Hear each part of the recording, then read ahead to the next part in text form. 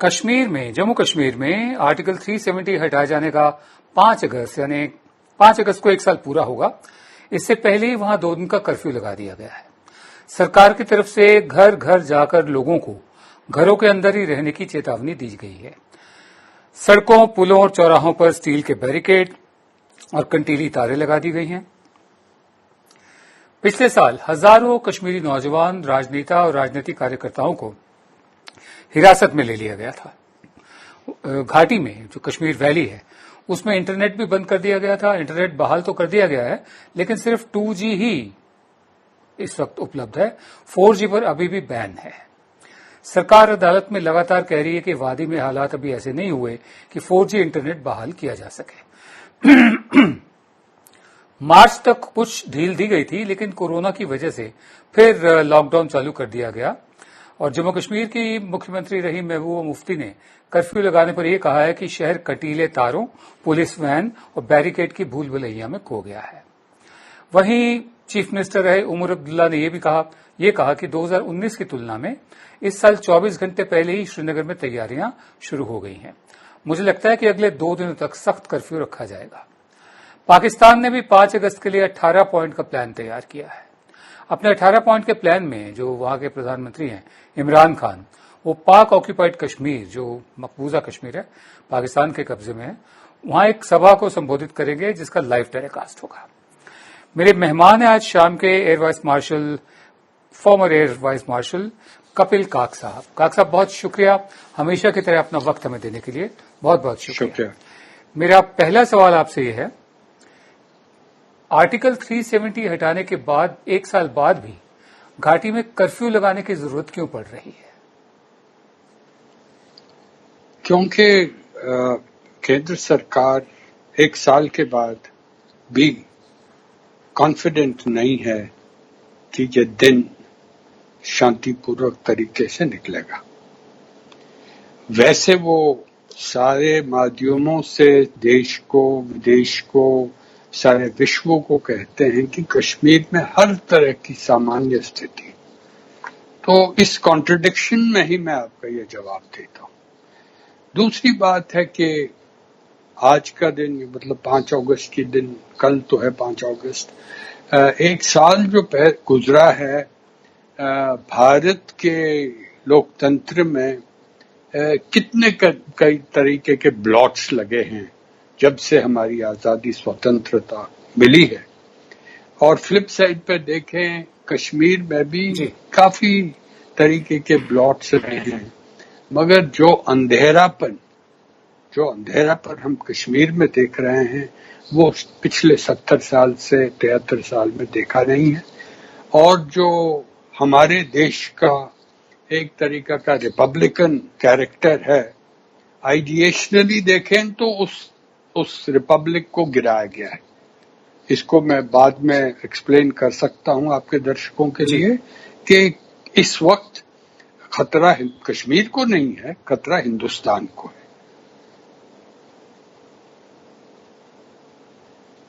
جی، ہندوستان کو خطرہ کیسے ذرا بتا دیجئے.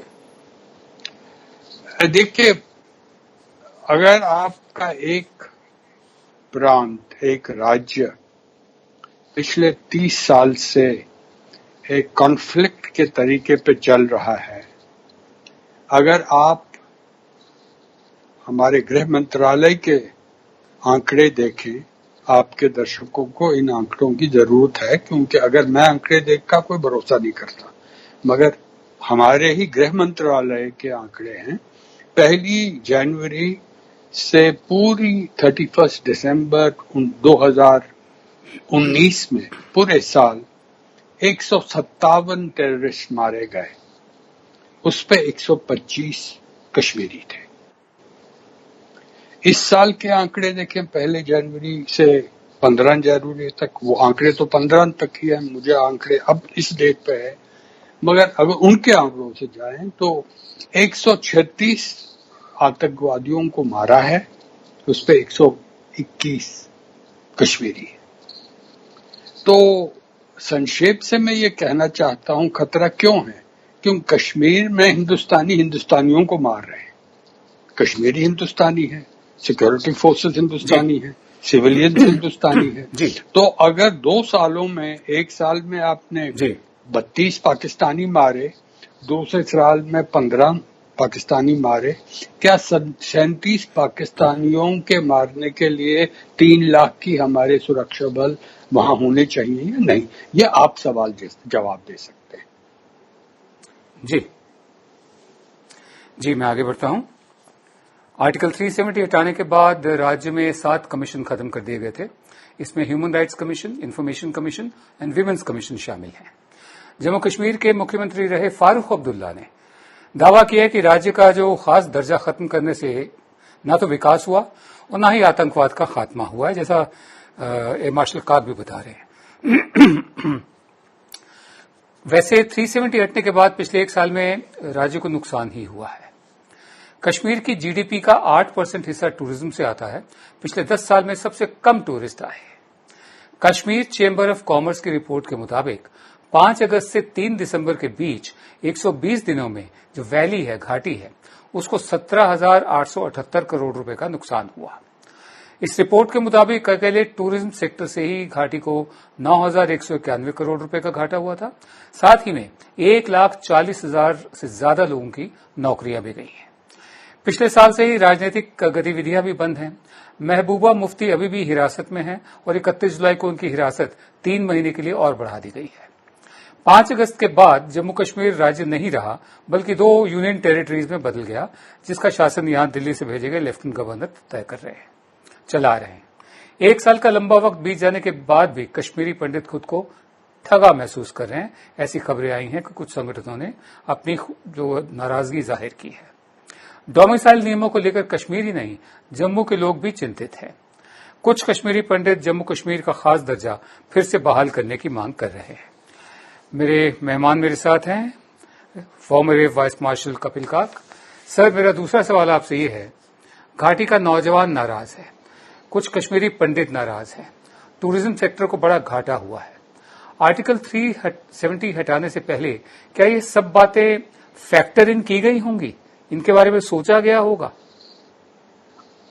नहीं, देखिए, किसी बात की सोच नहीं की गई। सोच सिर्फ आइडियोलॉजिकल डायमेंशन की गई, और वो आइडियोलॉजिकल डायमेंशन जो हमारी मेजॉरिटेरियन एक रूलिंग डिस्पेंसेशन है, ये सन 1950 से मांग रही है कि जो प्रिंसिपल माइनॉरिटी एक राज्य में मेजॉरिटी है, वो हम नहीं सहेंगे। खासकर अगर आप उसी राज्य को स्पेशल स्टेटस देंगे। तो आपको याद होगा, नारा था उस वक्त प्रजा परिषद का जम्मू में, जो बाद में हिंदू महासभा बनी, फिर जनसंघ बनी, और उसके बाद भारतीय जनता पार्टी बनी। तो ये जो आइडियोलॉजिकल डीएनए रहा है इस मेजॉरिटेरियन गुट का, वो ये रहा है कि एक देश में 2 प्रधान, 2 निशान, 2 संविधान नहीं चलेंगे। वही एक ही वजह थी जो आपने वजह बताई कि वहाँ इंटीग्रेशन होगा, विकास होगा, और उसके बाद ये भी कहा गया कि जो आतंकवाद है वो बिल्कुल हटाया जाएगा, खत्म हो जाएगा। मैंने अभी आपको गृह मंत्रालय के ही आंकड़े बताए। तो अपनी सरकार अपने ही एक मंत्रालय से पूछे कि भाई कहाँ पहुंचे हैं। विकास की बात करें, कुछ भी नहीं। आपने पूरा रिकॉर्ड दिया है। हमारा एक ग्रुप है, दर्शकों को अगर उनको देखना है गूगल कर सकते हैं। हमने 1 साल का रिपोर्ट, इसमें एक फॉर्मर फॉरेन सेक्रेटरी हैं, फॉर्मर होम सेक्रेटरी हैं, फॉर्मर चीफ सेक्रेटरी है J&K स्टेट के, कम से कम 2 सुप्रीम कोर्ट के जजेस हैं, कम से कम 2 चीफ जस्टिस हैं हाई कोर्ट्स के। तो इससे आपको अंदाजा होगा कि ये झूले वाले नहीं हैं जो शोर मचाते हैं। हमने सरकार के साथ, जुडिशरी के साथ, सबके साथ काम किया है, और हमने वही आंकड़े जो आपने अभी कोट किए है, ये 70 पेजेस में हमें पन्नों में लिखा है कि जो बर्बादी कश्मीर को पिछले साल से हुई है, वो बर्बादी कभी भी पहले नहीं थी। तो ये आपको बता देगा कि जो आपका प्रश्न था कि ये सोच विचार हुआ है, ये बिल्कुल स्पष्ट रूप से ظاہر کرتا ہے کہ کوئی سوچ وچار نہیں کی، صرف آئیڈیولوجیکل امپیریٹیوز پہ گئے اور بعد میں دیکھے جائیں گے۔ میں 30 سیکنڈ اور لینا چاہتا ہوں کہ یہ کنٹینیوٹی ہے تھاٹ پروسیس کی۔ کشمیر کبھی انٹرنیشنلائز نہیں ہوا تھا، اس کے بعد انٹرنیشنلائز ہوا ہے۔ کشمیر میں چائنا ایک کچھ آکوپیشن تھی ان کی ایکسائچن میں، مگر اب کشمیر کا مسئلہ جو ہے ٹرائی لیٹرلائز ہوا ہے، بائی لیٹرل نہیں، ٹرائی لیٹرل۔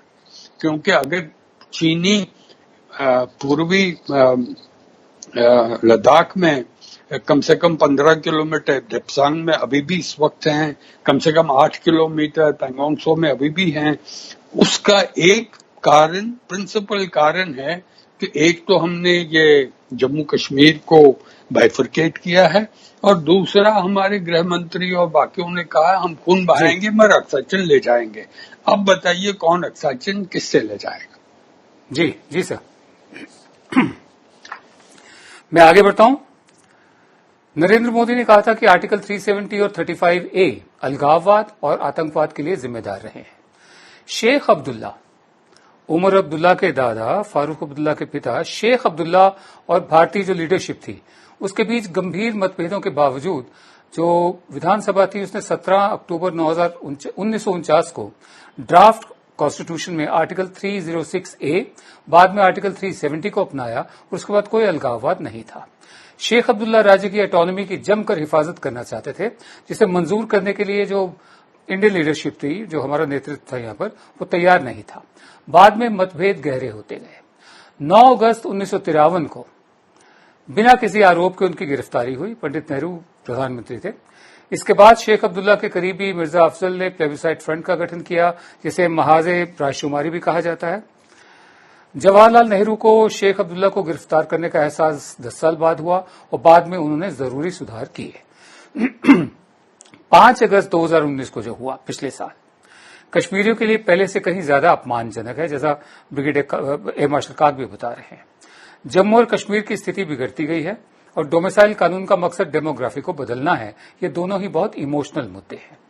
اس سال جموں کشمیر میں، جیسا کہ ایئر مارشل صاحب بتا رہے تھے، 150 آتنکی مارے گئے، جن میں سے صرف 17 پاکستانی تھے، باقی سب ہوم گرون اپنے ہی ہندوستانی بچے تھے، کشمیر کے بچے تھے۔ یہاں JNK پولیس کا دعویٰ غلط ثابت ہوتا ہے کہ آرٹیکل 370 ہٹانے کے بعد سے جو لوکل ٹیررسٹ ہیں ان میں کمی ہو گئی ہے، ان کی بھرتی میں کمی ہو گئی ہے۔ سر، میرا آخری سوال یہ ہے،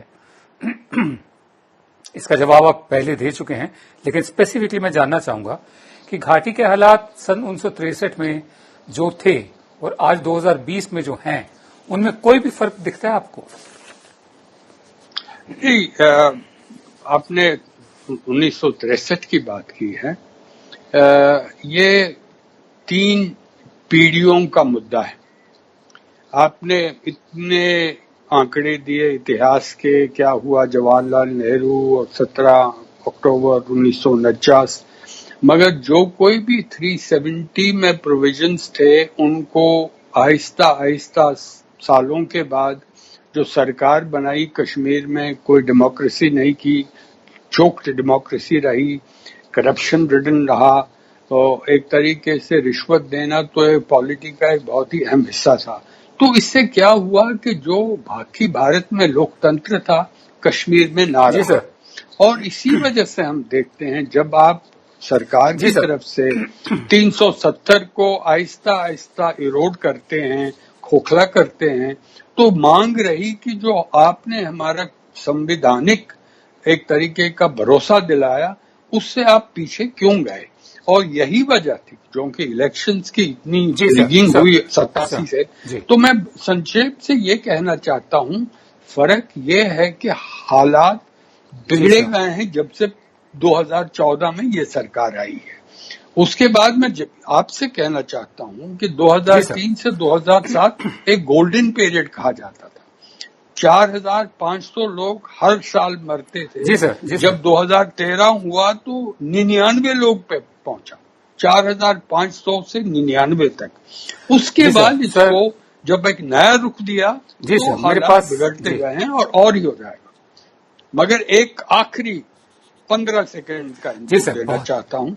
सर, रिपब्लिक सर, को तो हमने तितर जी, बितर जी। कर ही दिया आइडिएशनली से, मगर सबसे ज्यादा जो हमने डायनामाइट किया है एक मेन स्ट्रीम पार्टियों का।